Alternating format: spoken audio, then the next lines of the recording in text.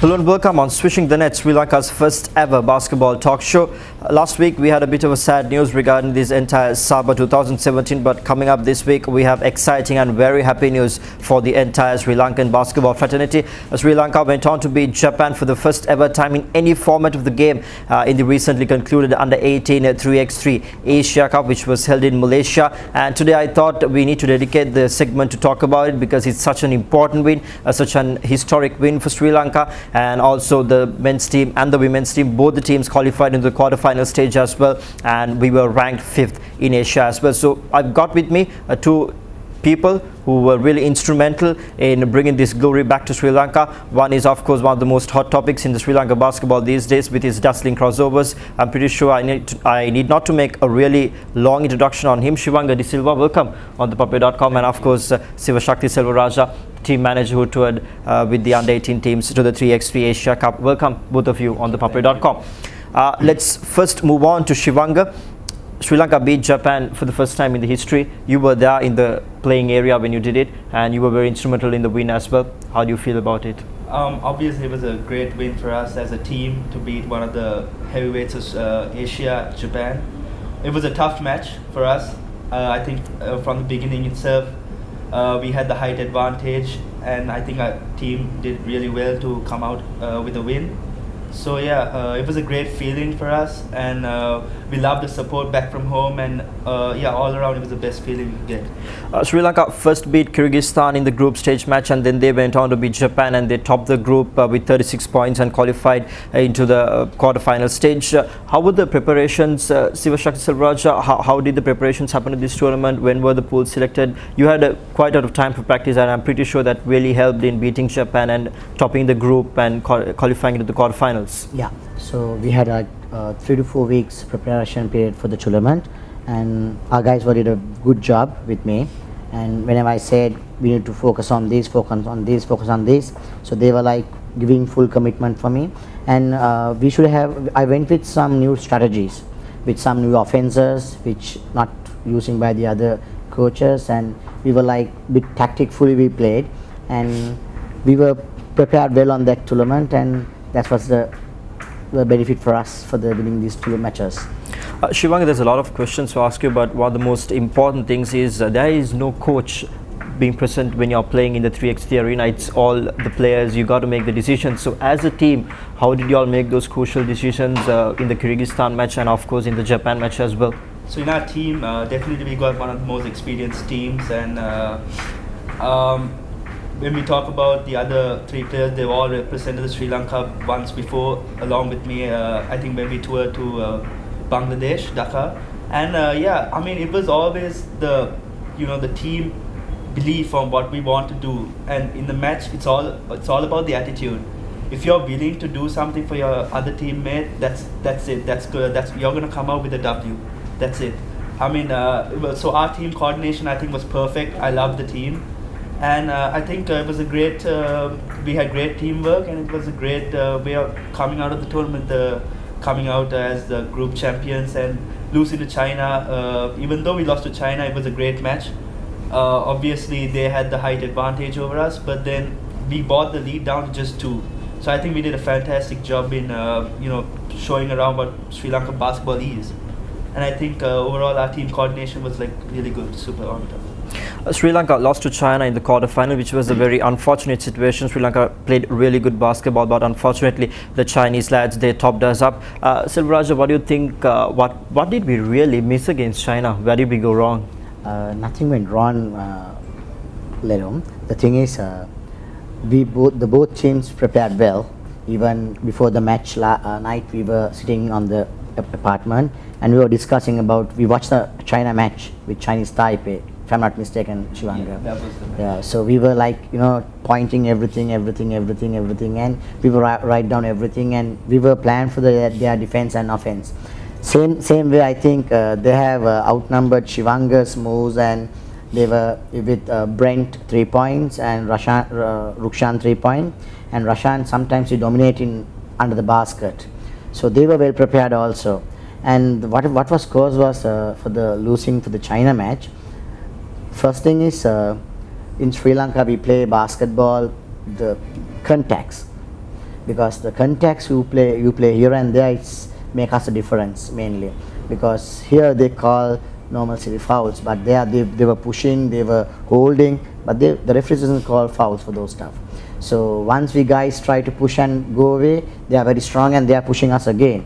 So Shivanga was caught onto that trap, and he tried to do something. He tried well, but the things gone wrong, and they were like, when we try to help, they pass the ball out, and I think in a row he made 3 points, and that's make the difference, because they one stage they like take 6 to 7 points lead. So after that the match continues same, because they scored, we scored, they scored, we scored. So I think that's caused the high 10, that thing caused the match for us. Shivanga, your thoughts on this Chinese match? What went wrong? I mean, the attitude when coming into the match was perfect. I think as a team we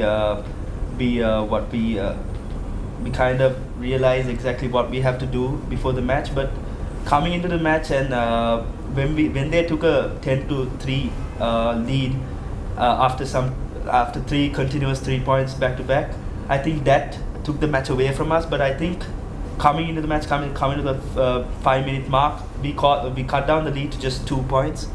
But then obviously, since the game is just 10 minutes and we couldn't even hold it off for 10 minutes, they finished the game really quickly. But I think if we played for 10 minutes, we'd have actually done more, because we were just getting in the groove, but they finished the match by scoring 21. But I think overall, playing against China was a great exposure for our team.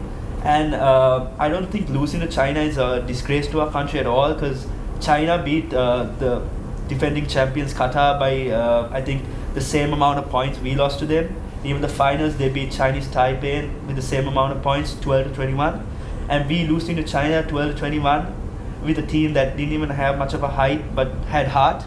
I would say that was the best game for us as Sri Lanka, as to develop the game even more. So I think the Chinese match, a lot of credit should go to that the Chinese team for putting on a great game. But I think the Chinese match was one of the best matches I played in my career.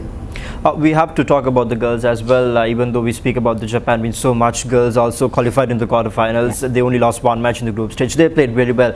If I give you a chance to talk about the girls' performance, reflect back, what do you think? First, we'll go to the Kazakhstan match. They were ahead at the beginning. They were ahead.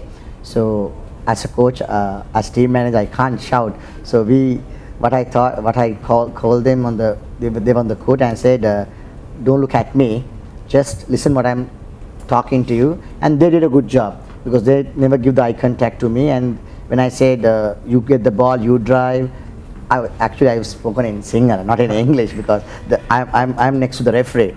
So they played a good game. And what happens, Tanya was penetrating very well, and Hasina did a good job with because when Tanya penetrated, all the team members coming to trap her, then Tanya give the pass to Hasina. They played a good combination match. And this Selomi was the captain. She was keeping the strongest player away from the paint area, so she was keeping all the time outside, and she was boxing out. So we got the lead, and we lost to Malaysia, but we have head-to-head game. Like after 2 matches they were tired. And but what my concern was, whenever if we were losing but we had to score 10 points, then we'll be in the tournament. So they did that.